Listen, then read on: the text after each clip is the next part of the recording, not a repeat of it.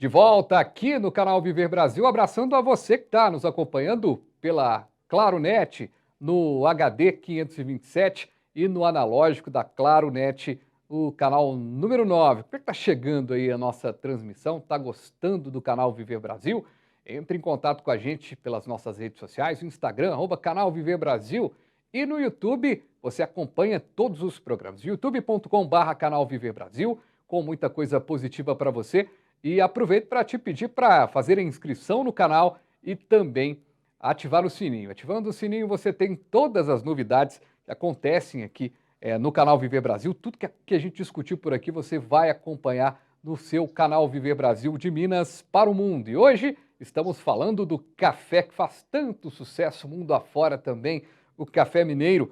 Valdênia de Melo Moura, pesquisadora da EPAMIG, o estudo sobre cultivares de café no nitrogênio, nesse marasmo que a gente pode entrar. Será que a gente vai entrar, Valdênia?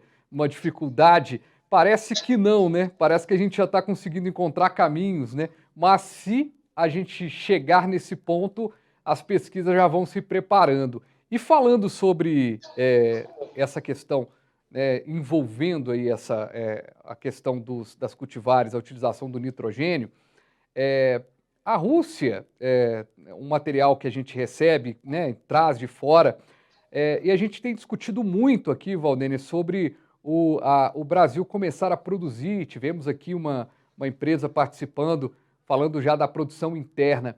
Isso para as pesquisas, você que acompanha de perto, a gente tem uma produção própria, pode deixar situações mais tranquilas, mares menos revoltos aqui para o Brasil? Sim, com certeza. O Brasil ele já está, né, reativando algumas empresas de produção desses fertilizantes químicos, como também hoje existem outras alternativas, né? Nós temos os remineralizadores de solos, nós temos os organominerais e pode-se ver no Ministério da Agricultura, né, um registro muito grande desses produtos, inclusive também de empresas, né, privadas investindo nesse setor. Então, com certeza, isso é onde a gente está vivendo uma dificuldade, mas que também é uma grande oportunidade, né? Eu acho que os desafios, eles trazem também oportunidades.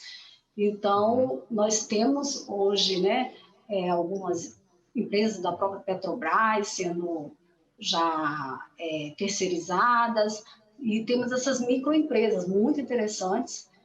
Se não me engano, existe quase cerca de mais de 100 dessas empresas hoje registradas no Ministério da Agricultura. Existe também mais de 30 produtos já registrados e sendo comercializados, né? Então, isso é muito interessante, né? O Brasil ele precisa ter uma independência, principalmente porque é um país que eu diria que é um celeiro de alimentos do mundo inteiro, né?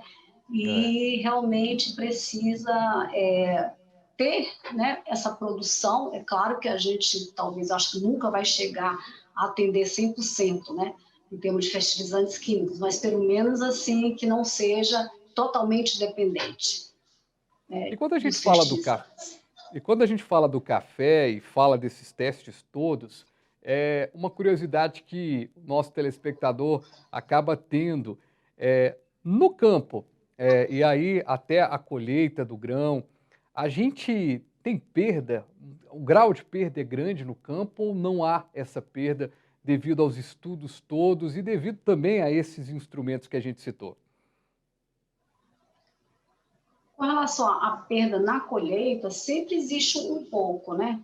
Uhum. Porque muitas vezes os frutos eles podem estar em graus diferentes de maturação na época da colheita, então existe sim um pouco de perda, mas o agricultor ele tenta fazer essa colheita no estágio máximo possível dessa maturação para evitar essas perdas no campo. Mas isso acontece. E também pode acontecer alguma perda na fase que está, na fase pós-colheita, né? Quando esse fruto às vezes fica estocado, estocado para ser levado para ser lavado, né? Mesmo no processo de lavagem pode ocorrer alguma perda. mas isso não é não é uma quantidade muito significativa, isso depende muito dos cuidados, né, do agricultor. Assim, não existe um valor fixo, né, porque isso depende muito dos cuidados, né, do manejo durante o período da colheita e pós-colheita. Mas o fato dos nossos solos terem baixa fertilidade e tem, né, todo esse tratamento. Aliás, né, Valdênia, aquela história de tudo, terra de que tudo que se planta dá, até a página 2, né? Tem muito trabalho para que tudo que se planta dê aqui no Brasil, né? A gente sempre fala isso. Mas por ter esse solo naturalmente ácido e com baixa fertilidade, devido a isso, há perda no campo? Não só na Não, colheita, mas até porque antes. nós hoje já temos, né, Uhum, pesquisas desenvolvidas exatamente para isso, né? As pesquisas de solos, já estão assim, existem inúmeros resultados, né? uhum, E estão sendo sempre colocadas em prática, né? É o que possibilitou, inclusive, o cultivo em áreas de cerrados e outras áreas, né? E essa expansão da agricultura foi graças a esses resultados, né, de pesquisa nas áreas de solo e também, né, na adoção dessas tecnologias.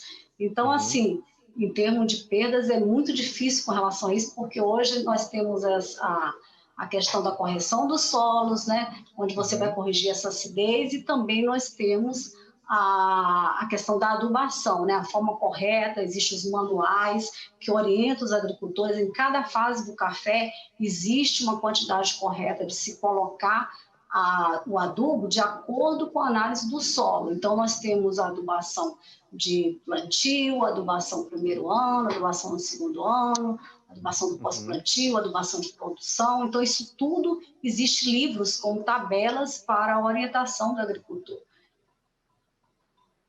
Muito legal. Eu fico fazendo aqui, Valdênio, eu fico fazendo o papel de tentar ser o mais fácil para a transmissão aqui disso, por isso que eu acho que ficou bem claro agora.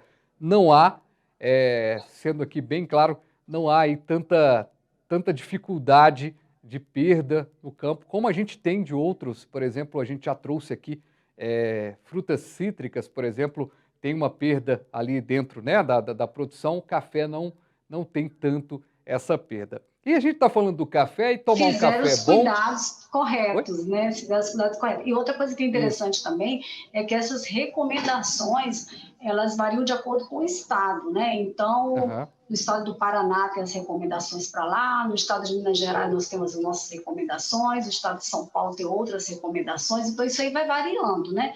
Uhum. E as empresas de assistência técnica, elas também conhecem, né? Esses manuais que são publicados de orientação. Uhum. Legal. E eu já estava falando aqui, Valdênia, que a gente está falando de café, deu aquele aroma até de café na casa das pessoas agora, né? Todo mundo querendo tomar um café. E eu separei um VT especial da Epamig para falar sobre como tomar um café, como aproveitar bem um café. Vamos ver. Você sabia que o Brasil é o maior produtor de café do mundo e que Minas Gerais é o estado que produz a maior quantidade de café do Brasil, sendo responsável por mais de 50% de nossa produção? E por falar nos cafés especiais de Minas Gerais, que são apreciados no Brasil e também no exterior, devemos falar da Epamig, empresa de pesquisa agropecuária de Minas Gerais, que desenvolve pesquisa com a cafeicultura há mais de 40 anos. Na Epamig, desenvolvemos pesquisa do plantio à colheita e também nos cuidados pós-colheita, para que possamos produzir cafés de excelente qualidade. Você sabe preparar um café de boa qualidade? A primeira dica que eu gostaria de estar relatando para vocês é em relação da própria aquisição da matéria-prima, né? Ou seja, do café. O ideal é que a gente escolha o que a gente chama de os cafés especiais, os cafés gourmet, né? Especiais ou gourmet, que são cafés já selecionados e que possuem uma alta qualidade sensorial, né? Uma alta qualidade de bebida. Uma outra alternativa é a gente estar adquirindo o café torrado em grão, ou seja, sem ser moído. Esse tipo de café ele vai manter as propriedades de qualidade do café por um período maior, né? Então, só que para a gente estar adquirindo esse tipo de café, que também é vendido nos supermercados, a gente vai ter que ter alguma máquina, né, está conseguindo então moer esse café. E o ideal é que essa moagem seja feita no momento que a gente for preparar, porque aí a gente vai ter um café fresquinho, né? Uma outra dica, gente, vocês podem ver aqui, ó, tanto aqui no grão, né? A gente vê que o café está com uma coloração mais clara, que a gente denomina de uma cor achocolatada, é porque esse café foi submetido então à torra média, né? Essa torra média ou torra achocolatada é a ideal para a gente então ter um café, né, que mantenha as características de sabor e aroma desejáveis. Uma outra dica em relação ao armazenamento desse café. O café torrado e moído ele deve ser armazenado então fora das suas embalagens originais e colocado em recipientes de vidro, que não vão transferir nenhum cheiro e aroma desagradável ou sabor desagradável ao café. E o ideal também é que esse recipiente seja armazenado em geladeira, longe de produtos que possam transmitir algum cheiro desagradável, né? Uma outra dica em relação à água que a gente faz o café. Essa água ela não pode ser vinda diretamente da torneira, porque a água de torneira geralmente ela tem muito cloro, o que vai influenciar no sabor e aroma do café. O ideal então é que a gente use água filtrada ou mesmo água mineral. Ainda falando em relação à água utilizada, a gente tem que lembrar que essa água não pode chegar ao ponto de fervura ou ebulição. Tem que ser uma água que começa a ferver abaixo de 100 graus, mas ainda não entrou em ebulição.